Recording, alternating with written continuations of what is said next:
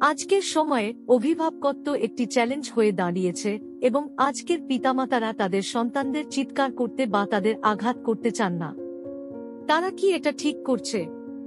হ্যাঁ, কারণ এটি প্রমাণিত হয়েছে যে চিৎকার এবং মারতে কখনই সাহায্য করে না। কিন্তু বাবা মায়েরা মাঝে মাঝে এতটাই বিরক্ত এবং রাগান্বিত হয়ে ওঠে যে তারা তাদের বাচ্চাদের উপর চিৎকার করতে শুরু করে এবং কখনো কখনো তাদের আঘাতও করে। এছাড়াও কখনো কখনো আমরা তাদের নোংরা শিশু বলি। মনে রাখবেন, একটি শিশু কখনই নোংরা বা খারাপ হয় না। যদি খারাপ কিছু থাকে তা হলো তার আচরণ, যা অনেক দেরি হওয়ার আগেই শৃঙ্খলাবদ্ধ করা দরকার। এটা কি আপনার সাথেও হয় এবং আপনারও পরে খারাপ লাগে? আজ আমরা শিশুদের শাসন করার 5টি সহজ উপায় বলব। 1. তাদের সাথে সময় কাটান।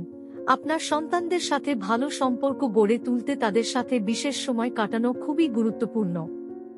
এমনকি যদি এটি শুধুমাত্র 1 বা 2 মিনিটের জন্য হয়, তবে আপনাকে টিভি বা মোবাইল বন্ধ করতে হবে এবং আপনার বাচ্চাদের প্রতি সম্পূর্ণ মনোযোগ দিতে হবে।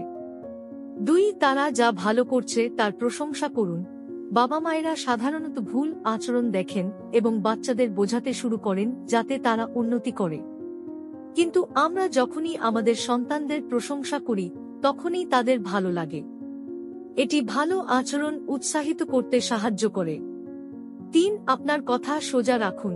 আপনি যখনই শিশুকে কিছু বলবেন, তখনই সোজাভাবে বলুন।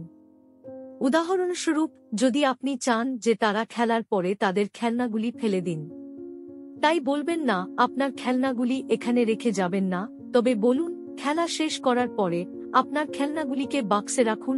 এটি আপনার সন্তানকে আপনার প্রত্যাশা সম্পর্কে একটি পরিষ্কার ধারণা দেয়। 4. শিশুদের মনোযোগ বিক্ষিপ্ত করুন।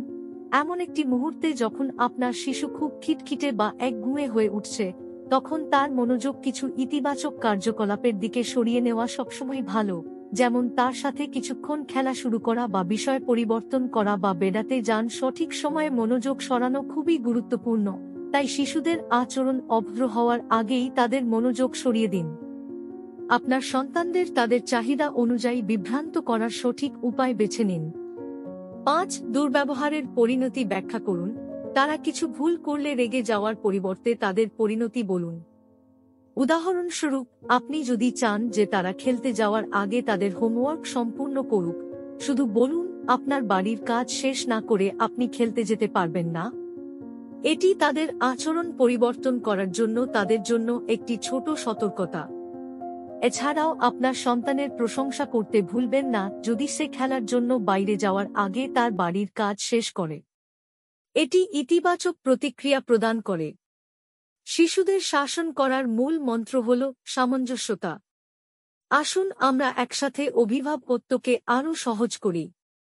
আপনার যদি কিছু পরামর্শ থাকে তবে দয়া করে আমাদের মন্তব্যে জানান। আমাদের চ্যানেলটি লাইক এবং সাবস্ক্রাইব করতে ভুলবেন না।